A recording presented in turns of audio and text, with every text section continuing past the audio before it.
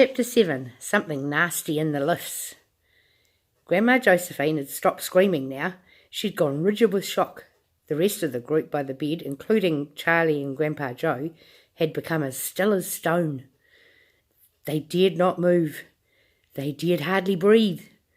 And Mr. Wonka, who had swung quickly around to look when the first scream came, was as dumbstruck as the rest. He stood motionless, gaping at the thing in the lift.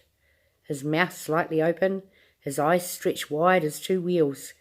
What he saw, what they all saw, was this. It looked more than anything like an enormous egg balanced on its pointed end. It was as tall as a big boy and wider than the fattest man. The greenish-brown skin had a shiny, wettish appearance, and there were wrinkles in it. About 3/4 of the way up, in the widest part, there were two large round eyes as big as teacups. The eyes were white, but each had a brilliant red pupil in the centre. The red pupils were resting on Mr. Wonka. But now they began travelling slowly across to Charlie and Grandpa Joe and the others by the bed, settling upon them and gazing at them with a cold, malevolent stare. The eyes were everything. There were no other features, no nose, mouth or ears, but the entire egg-shaped body was itself moving very, very slightly, pulsing and bulging gently here and there as though the skin were filled with some thick fluid. And at this point, Charlie suddenly noticed that the next lift was coming down. The indicator numbers above the door were flashing.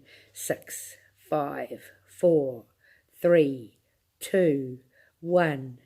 L for lobby. There was a slight pause. The door slid open, and there inside the second lift was another enormous, slimy, wrinkled, greenish-brown egg with eyes. Now the numbers were flashing above all three of the remaining lifts.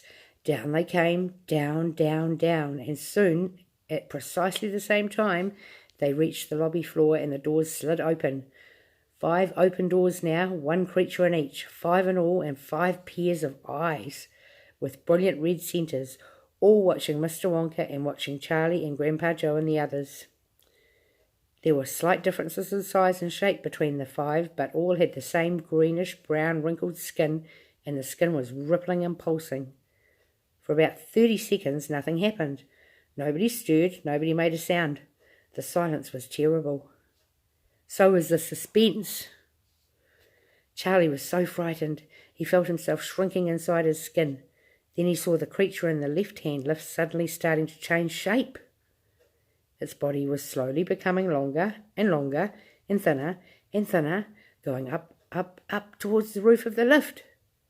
Not straight up, but curving a little to the left and making a snake-like curve that was curiously graceful, up to the left and then curling over the top to the right and coming down again in a half circle. And then the bottom end began to grow as well, like a tail. Creeping along the floor to the left, until at last the creature, which had originally looked like a huge egg, now looked like a long, curvy serpent standing up on its tail. Here's a picture. Then the one in the next lift began stretching itself in much the same way, and what a weird and oozy thing it was to watch. It was twisting itself into a shape that was a bit different from the first, balancing itself almost, but not quite, on the tip of its tail. Then the 3 remaining creatures began stretching themselves all at the same time, each one elongating itself slowly upward, growing taller and taller, thinner and thinner, curving and twisting, stretching and stretching, curling and bending, balancing either on the tail or the head or both, and turned sideways now so that only one eye was visible. When they'd all stopped stretching and bending, this was how they finished up.